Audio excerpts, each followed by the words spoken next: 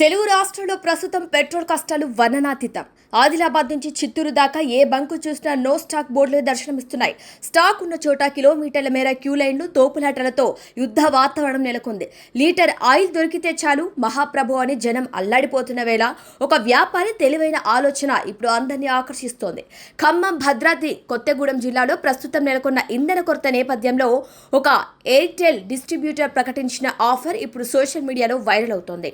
భద్రాద్రి కొత్తగూడెం జిల్లా దమ్మపేట మండల కేంద్రంలో రేల సతీష్ అనే ఎయిర్టెల్ డిస్ట్రిబ్యూటర్ తన నూతన స్టోర్ ప్రారంభోత్సవం సందర్భంగా ఒక బంపర్ ఆఫర్ ప్రకటించారు. ఏదైనా నెట్వర్క్ నుంచి ఎయిర్టెల్లోకి పోర్ట్ అయ్యే కస్టమర్లకు బంకుల దగ్గర గంటల తరబడి వేచి చూసిన దొరకని పెట్రోల్ ఇక్కడ సిమ్ మారిస్తే చిటికెల వస్తుందనటంతో వాహనదారులు ఈ స్టోర్ ముందు క్యూ కట్టారు. ఇదిలా ఉంటే అధికారులు పానిక్ బయ్యింగ్ అని చెబుతుండగా డిపోల నుంచి స్టాక్ రావటం లేదని బంక్ యజమానులు అంటున్నారు. కొన్ని చోట్ల ఉద్రిక్తతల మధ్య పోలీస్ బందోబస్తుతో పెట్రోల్ పంపిణీ చేస్తున్నారు.